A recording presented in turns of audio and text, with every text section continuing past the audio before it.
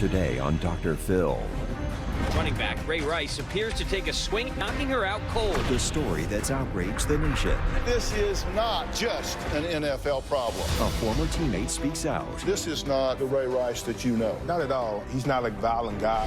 Plus, a violent marriage. Did it hit you that one of us is going to get shot? Turns deadly. I thought it would be him telling his story and I'd be in the morgue.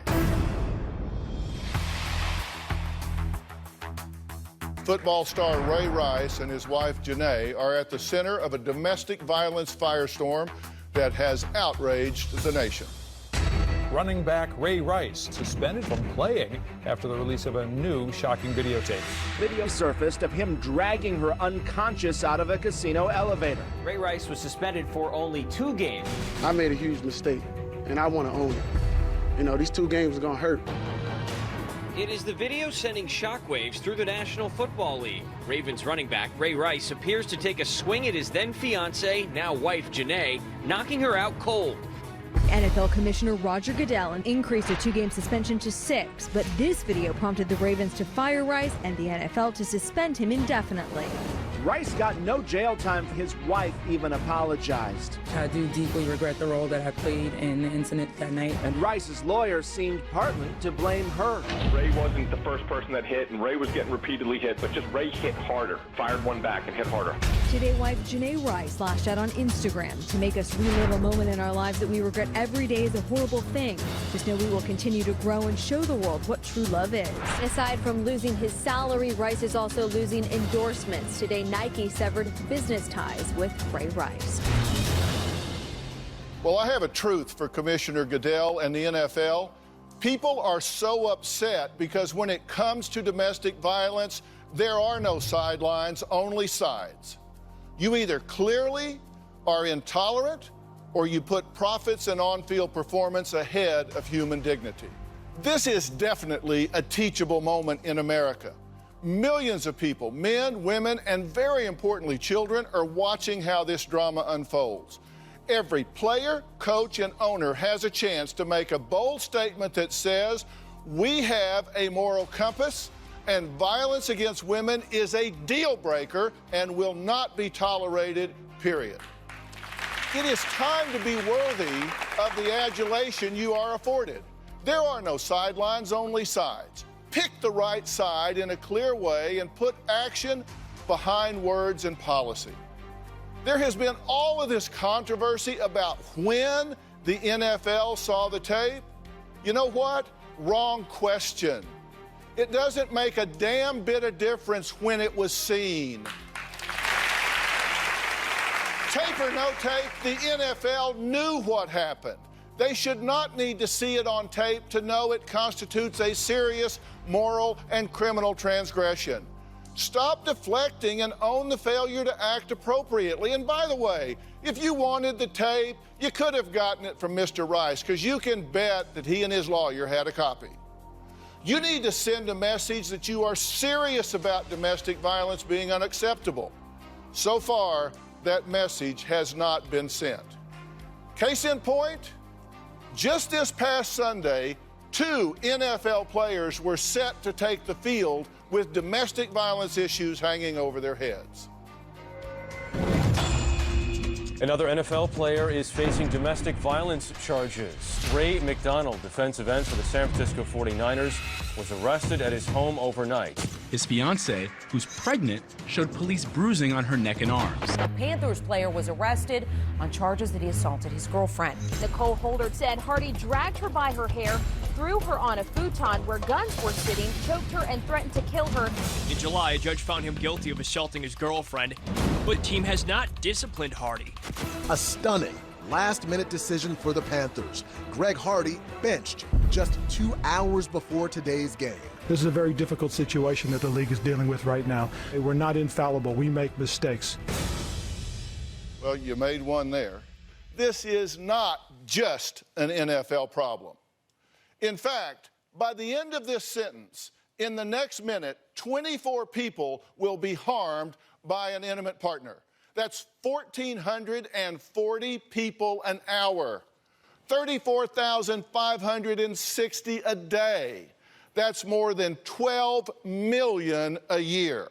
3 women are killed daily in America from domestic violence incidents. I do want to say to the NFL, come on, guys, teachable moment here. This is a $250 billion industry that impacts America. Be role models, be examples. Allowing this element inside the game cheapens the league, and it reflects negatively on the vast majority of fine men that play in the NFL. You at the NFL do so much good.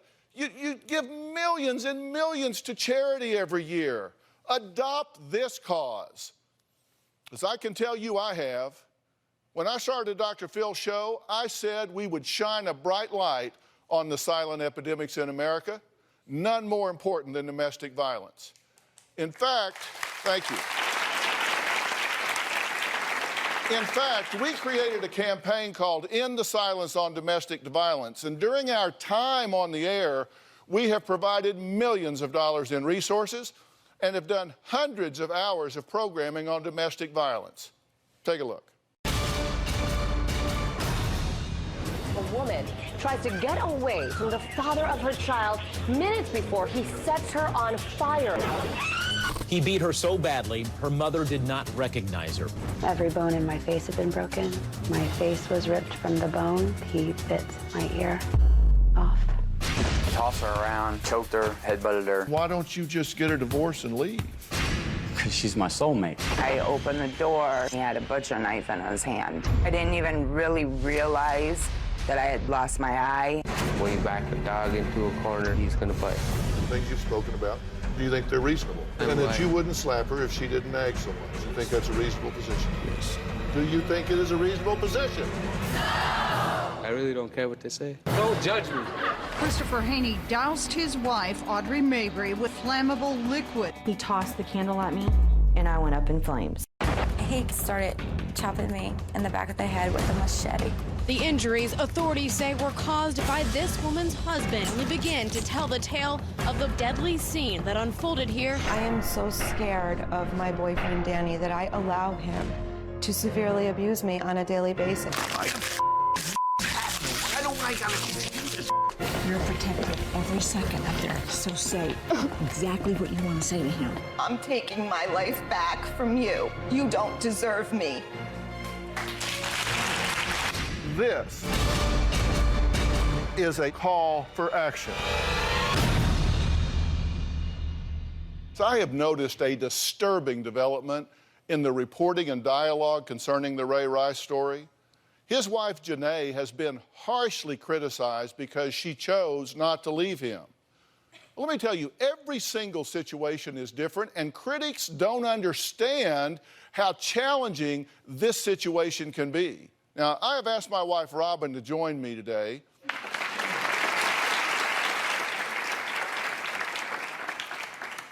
Robin is so devoted to this cause. Last year, she created a foundation named after her mother called When Georgia Smiled, which is totally devoted to the education and prevention of domestic violence and the support of victims. So, Rob, what jumps out to you about this situation from a female perspective? In that tape, one of the huge things to me is bystander responsibility. I saw on that tape, sadly, at the end, when Janae is sitting there in desperate need of help, so many men just stared at her. And I think that's very important for everyone to know, that when you just stand and watch someone being abused, you're really just as guilty as the one doing the abusing. And it was finally a woman that walked up and helped her. Well, that is disturbing. You were the first one when all of this was coming out about Janae and people tearing her up for some of the things that she had said. The truth is, leaving's just not that easy. It is not that easy, and I do feel sorry that she's going through all of this this criticism, because victims of domestic violence are often isolated. They're cut off from their support systems and their resources, and people have to remember that. Victims of domestic violence often have their self-esteem and their self-worth undermined. They are often threatened with their own life if they try to leave. They are threatened with harm to their children and to their other family members if they try to leave. You adopt shelters. You donate money to shelters where women can go. You donate money so they have legal representation for restraining orders and things like that, which is great work. And you say that it's also extremely dangerous during this time when they're actually making the separation. That is the most dangerous time. In fact, it is called separation assault. So 70% of women's injuries in domestic violence situations occur after they leave their abuser. See, the abuser panics and tries to assert that control and goes after them even more. Isolation is their number one tool. And when their victim is able to break away, that makes them even more aggressive. 50% of women murdered in domestic violence situations are killed after they leave. There is a right way and a wrong way to separate from an abuser, and there is help out there and support for you and to show you how to do it safely. Safety is the number one most important thing to remember. Okay. Safety. Now, the first project that the When Georgia Smiled Foundation undertook was to create something called the Aspire Initiative. And the Aspire Initiative is an educational program to teach people about domestic violence, what it is, how to recognize it, red flags, how to leave. This is a program that's being used now where? In schools? Schools, churches, any organization can use it, in homes, with your family, by yourself. And it, you know, a lot of studies have shown that a lot of people don't even know that they're in an abusive relationship. And so this program was designed for young children, young adults, and even grown women like myself. Just anyone can use it in the privacy of your own home or with a large group. You can just enter the Aspire Initiative program on whengeorgiasmile.org or drphil.com, anywhere that we have it. Yes.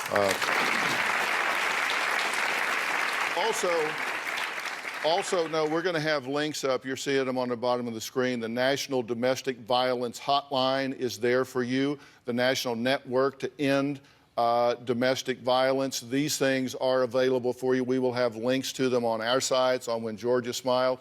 All right, up next, he played alongside Ray Rice on the Ravens. His own sister died at the hands of an abusive ex-boyfriend.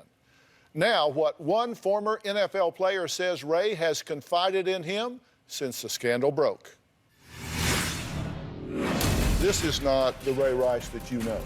Not at all. When I actually seen the video, I was very lost for words because being in that locker room with Ray for 2 years, you don't see that.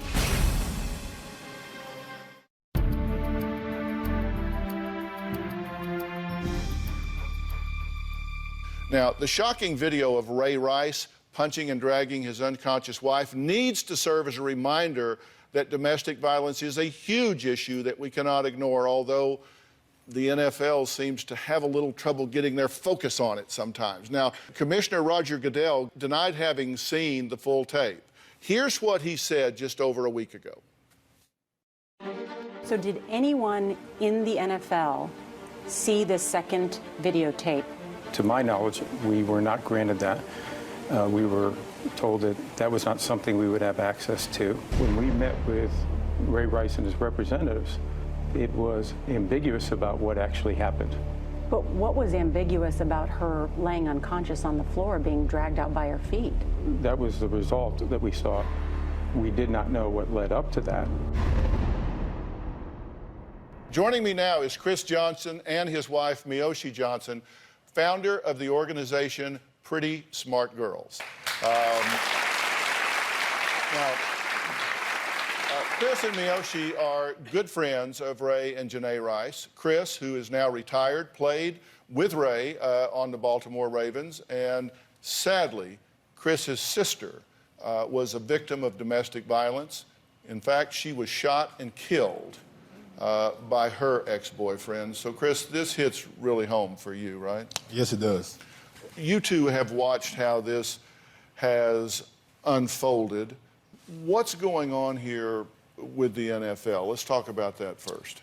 I feel right now that the NFL actually needs to make a program.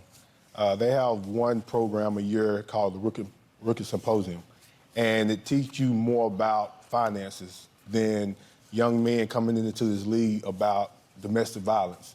And I think as we move forward, I think that people that have been through domestic violence that can help these young men, mentor these men on a monthly basis, I think that that's what they need to go towards and try to fix right now.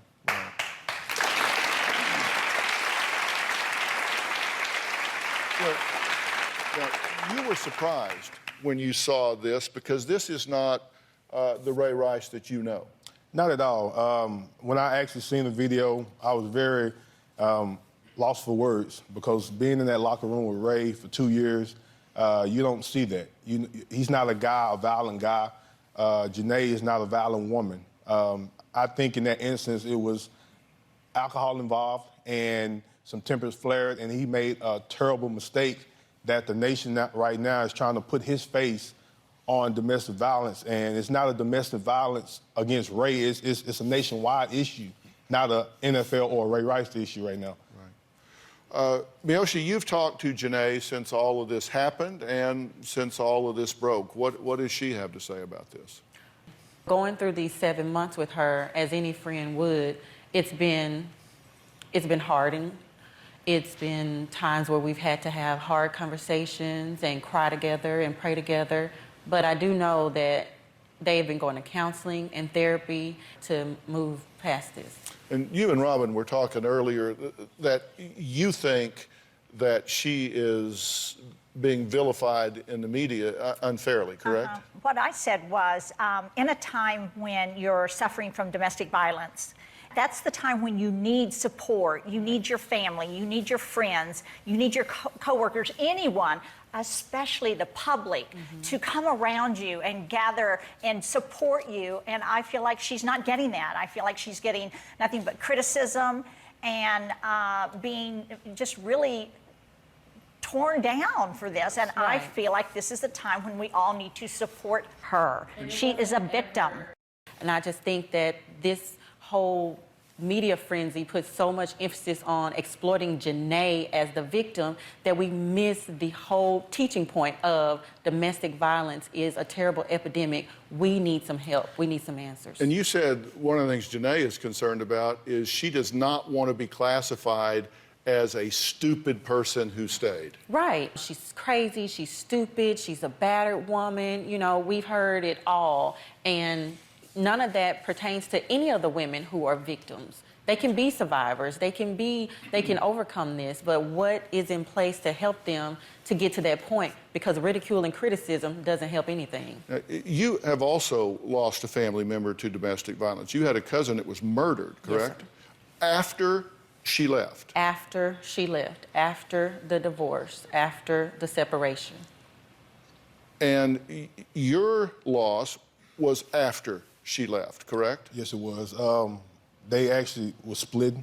And, you know, when I heard that percentage, 70%, it hit home because at that time, she was wanting to leave. And for someone to take another person's life because you don't want to be with them, I can't understand how men do that. I really don't. And wasn't that the first time he abused her, was when he killed her? That was the first time. Verbal, it was a lot, and I seen that. But as a brother, to see that and then being away where I couldn't do anything, that's why people need to understand how serious the domestic violence is, how it can turn a person, not that one person, but the whole family, upside down in seconds. Why Chris says he forgives the man who killed his sister. Next. He shot her, and I couldn't do anything. And I felt like I failed my mom because I wasn't there at the time my family needed me. As much as I wanted to hurt this guy, I had to pray for him. My question for Janae Rice is, why do you feel like your value is low enough that you would stay with a person who abuses you? I believe that Janae stayed with Ray Rice because, one, she probably does love him. Two, she felt that she had a lot invested in that relationship. Three, they had a child together. And four, she probably wanted the lifestyle of being an NFL player's wife. It's really the perfect case of being a victim. You know, when the media started to criticize Janae, a lot of people reacted, and Beverly Gooden heard about the Ray Rice story and was furious that people were criticizing Janae for not leaving. She created a hashtag Why I Stayed, which got an incredible response. And Beverly is with us today, so welcome Beverly Gooden to the show. Now, why did you create this hashtag Why I Stayed? Well, I was in a domestic violence marriage, and when the video came out, the response was overwhelmingly on Janae. It was, why did she not leave him? Why did she stay? She's stupid. I would never stay with someone who hit me like that. All of that. The focus was on her and her actions as opposed to him and his actions. And so as someone who survived domestic violence, my first reaction was anger. I wanted to defend, all survivors of domestic violence. I wanted to show that there are a multitude of reasons why we stay. There are varied reasons why we stay. I stayed because I loved my husband. I stayed because he controlled the finances. I had many reasons. And so I just, without thinking, just put out a statement about why I stayed and tagged it why I stayed. And then all of a sudden, women and men from all over the place started to respond to the hashtag and say why they stayed. How long did it take you to successfully get away? It took the violence started in November of 2008. I didn't leave until December of 2010, so it was that whole time. Once I decided that I knew he was going to end my life, that this wasn't a one-time thing, that this was, over and over again, and that I could die, it took me about 2 months. And I did exactly what Robin was saying. I went to domestic violence websites, and I figured out how I could effectively leave. I made an escape plan. I had an escape bag, clothes in the bag, medicines, toiletries, all of that, and then I just left. It took about 2 months, but I had to have a plan, and that was important. Now, there were times that you had tried to leave before that. He would not let you leave. No, the first time I tried to leave, he actually slept in front of the front door the whole night so that I couldn't get out. You'll see why I say this is a teachable moment in America. It's so important to hear that. And Chris, your sister, you can just hear these words echoing from your sister. I mean, you're gone, she's alone. You had already warned him to leave your sister alone, right? Yes, I warned him probably 5 months before that. And I received a call when I was in the meeting and said that he shot her. And I'm thinking, personally, my mom, she don't know what she's talking about, And I called, and next thing I know, my mom was shot. He tried to kill both of them. And at the same time, I just went in a frenzy where I had to get home. When I got there, and to see my mom break down, to see her daughter get killed like a dog in front of her, I couldn't do anything. And I felt like I failed my mom because I wasn't there at the time our family needed me. And as much as I wanted to hurt this guy, I had to pray for him because I would hurt my family. So at the same time, when we went to court, I wanted the guy to get the death penalty. You want the people to suffer just like you're suffering. But as a Christian, I had to forgive him because if I didn't, he'll always have that on my life. So he got life, but he still get to get up every day, brush his teeth, watch TV, walk around. And I have 2 beautiful nieces that'll never see their mom again. And like I said, this is something that the world needs to understand. If you have any rage against a woman, get help. It's too many outlets in this world to get help and to stop touching these women. Well, and thank you for that. And again, both of y'all lost people through this separation assault phenomenon that we're talking about, which is why your message, why I stayed, is so critically important. And look, I am not somebody that wants to bash the NFL. I went to college on a football scholarship. I wasn't very good, but college on a football scholarship, so I never got very close to the NFL. But I think it's a wonderful institution in America.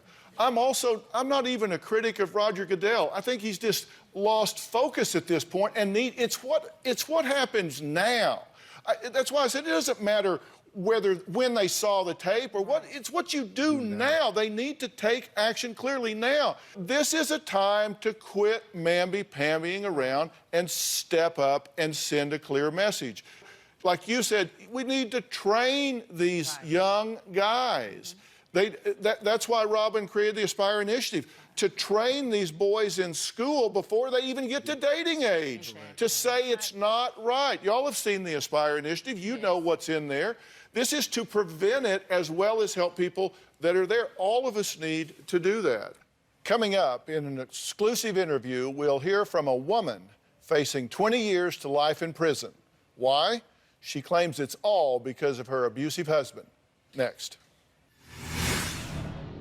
I had told Brian in the middle of our fight, I wish you were dead. He said, I can make that wish come true. So I picked up the gun and I fired. How many times did you shoot? Probably 3 or 4. I think he's dead.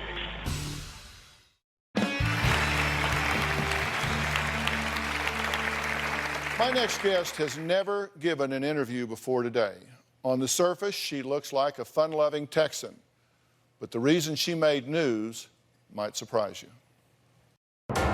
This is where the shooting happened, in the home where Trishelle and Brian lived. At 10:30 Monday night, Burnett County investigators say she called 911 and told the dispatcher she shot Brian. He started yelling at me, started coming at me, and I started shooting. I think he's dead. How many times did you shoot? Probably 3 or 4. Trishelle says she was trying to give him CPR. Oh, God. Okay, does he have blood coming out of his mouth? There's blood out of his mouth. Okay. Online public records show Brian has been arrested for domestic violence, and this booking photo is from a drunk driving arrest in Burnett County last year. Trishelle typed 5 hours before the shooting. I really hate him. Have someone dig a hole and I'll do the rest. He's dying. I think he's dead. I killed my husband. Trishelle says she never meant to kill her husband. She just meant to graze him on the leg like she's seen on crime TV shows. I wish I had never shot and killed my husband. On July 1st, I told him, I wish you were dead. He said, I can make that wish come true. He picked up the gun and brought it into the bathroom and set it down next to me. He said, if you're such a big shot, do it. Kill me. I was afraid, like I had been many, many times in the past, that these fights are going to eventually escalate to the point where I get killed. So I picked up the gun and I emptied the whole thing into my closet door. He said, I can shoot you now and say it's self-defense and never spend a day in jail. So he starts loading the gun again. And he said, I have a full magazine. If you can get it, I dare you to try. So I tried to get past him to leave. He goes, run, chicken, run. And so I stopped at that point, and I was like, you know what? I would rather die and let him go to jail for this. And so I just started coming towards him. And I was like, kill me then. Just kill me. And he stumbled. We wrestled over the gun, and I got the gun. So he stood back up and said, that's the gun you shot, I'll go get mine. And he got up to go get his gun. So I picked up the gun and I fired. I shot 3 times, once on this side, once on this side, and then when he was coming at me again, I shot down lower at this side. And I believe that's the one that got him. Okay, joining us via satellite now is Trishelle. Trishelle, are you there? I'm here. Okay. At this point, you're on satellite instead of here in person. Why? I have a limitation on how far I can go. I have 2 ankle monitors on my ankles preventing me from going any further than a 20-mile radius. Okay, and all of this is while you are awaiting trial, correct? That's correct. So you're essentially under house arrest, and what are you charged with at this point? I'm charged with first-degree murder. Okay. Do you believe that if you had not done what you did that night, that day, that you would have been killed? I know for a fact I would have been. He was going for his gun to shoot me. He had started bringing guns out during the argument? He would get a gun and lay it out? Yes. Towards the end, he started getting guns out and laying them around. And everybody would warn me and say, you know, this is going to end badly, Trishelle. You need to get out. You need to leave. And I just always thought it was talk, you know, and I loved him. I didn't want to believe that he would actually hurt me. Why did you stay? I loved him. He was my whole life. We ran a business together. He was my best friend. When he was in a good mood and happy, he was smiling and, you know, laughing, and he'd make everybody around him happy and laugh. He was generous, you know. He was an all-around good guy, but when he carried a lot of stress, and he didn't know how to handle that stress very well. And at the end of the day, anything could set him off, and I was the target. When it hit you that day, Trishelle, that this is it, one of us is going to get shot here. Did you ever think it would actually get to that point? I did, but I always thought it would be him sitting telling his story, and I'd be in the morgue. All right, up next, why Trishelle says she's not like other criminals. We'll be right back.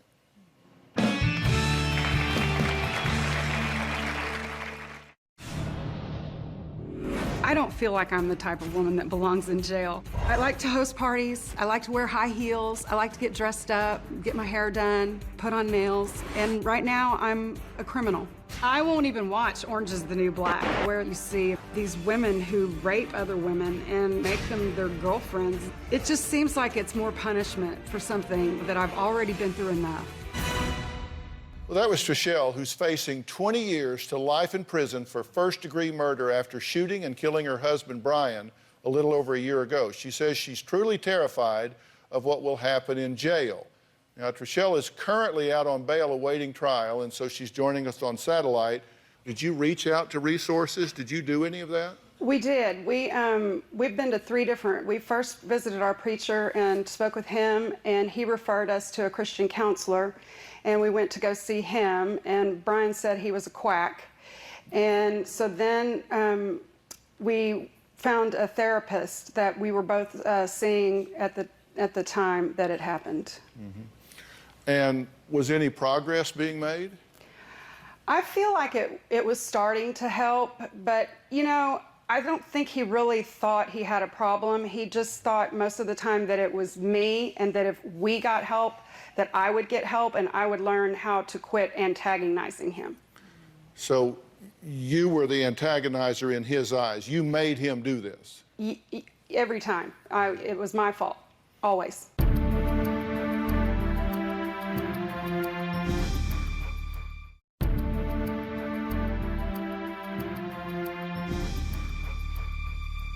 Well, Trishelle says that while she regrets shooting her husband, obviously and clearly, she doesn't regret the way that he used to treat her.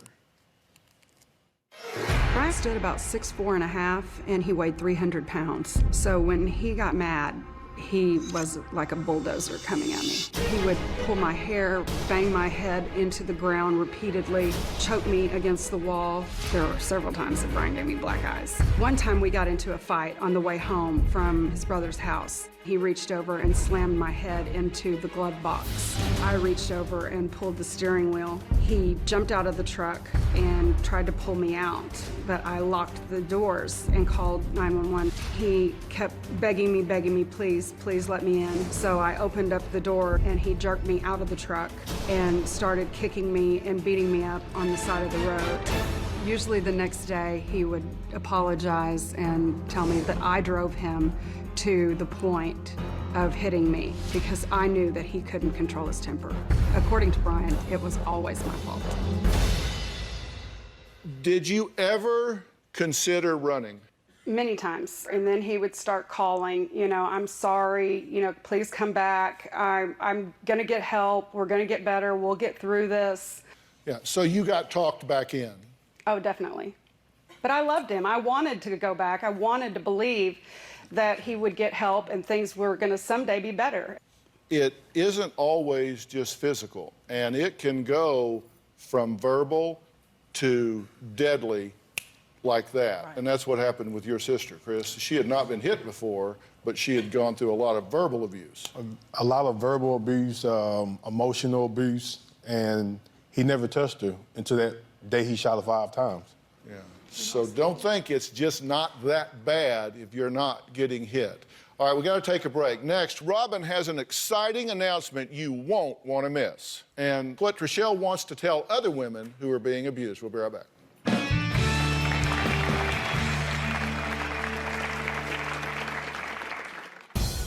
I would like other abused women to know from my story, the man never changes. The man doesn't outgrow it. The man doesn't mean it when he says he'll never do it again. He's gonna do it again and again and again.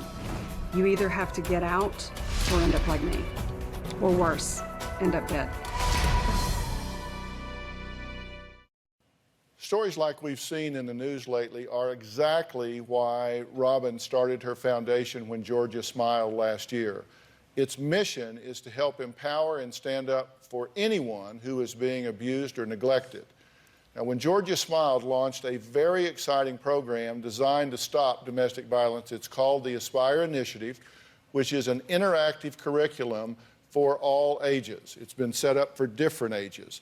The Aspire Initiative includes a potentially life-saving free smartphone app that's called Aspire News, and it's available in the iTunes Store and through Google Play and at whengeorgiasmiled.org, that allows the user to create a pre-written text or voice message to be sent to designated numbers. It can be 911 or others. And the reason we say or others, maybe you're not ready to call the cops, but things are getting heated and you want your neighbor or your mom or a friend to come. You can set these text messages up, and all you have to do is tap a button and there's a knock at the door and you have an out. And when you start the go button, it also starts recording to capture details of what's going on in the room, because you may need those at some point. And by the way, this appears like any other app on your phone.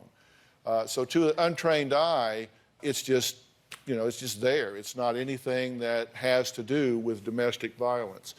And interestingly, the app was recognized on Capitol Hill by the National Health Collaborative on Violence and Abuse as one of 2 apps in 2014 most beneficial to fight to end domestic violence. Robin also has a very exciting announcement. That's right, Philip. From September 8th through October 15th, college students across the U.S. can enter the hashtag #IAspire and enter to win a grant up to $5,000 to help further their efforts to raise awareness about sexual violence and relationship abuse on college campuses. And students can enter the challenge by going to studentsoftheworld.org/IAspire. Or you can also go to whengeorgiasmiled.org and drphil.com. And what we want you to do is create a video telling us your story, including what you would do with the grant if you won, and the biggest challenge your campus is facing regarding sexual violence and relationship abuse. And I'm proud to say When Georgia Smiled has partnered with Participant Media, TakePart.com, Pivot TV, and Students of the World to create awareness about these important issues.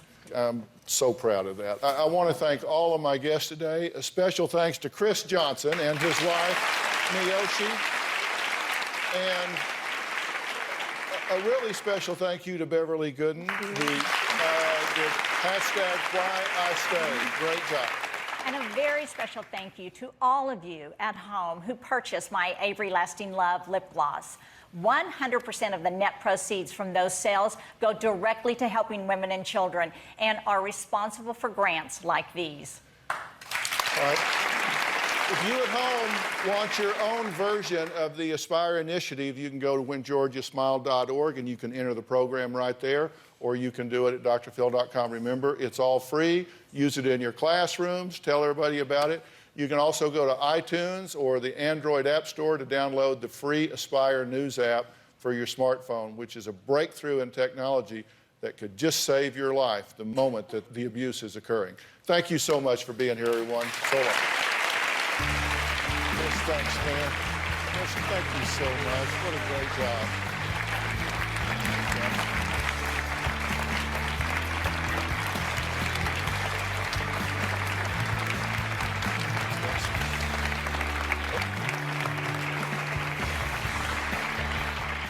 Bounce, bounce, all the girlies bounce.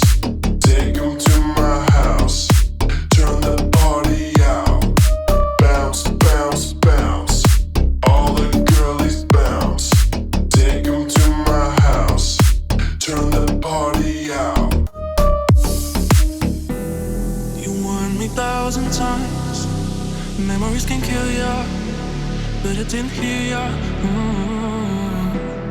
I thought that I could fly, but woke up on the asphalt. I swear there was the last time. I've always been naive, call it.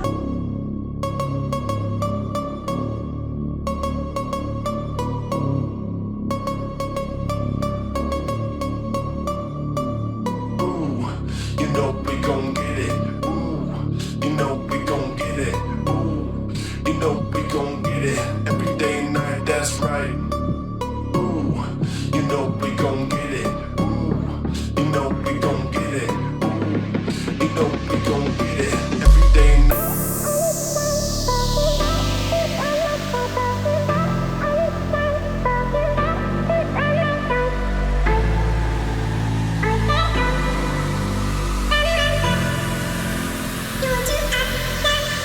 You should run, run, run. All is said and done, mama, please.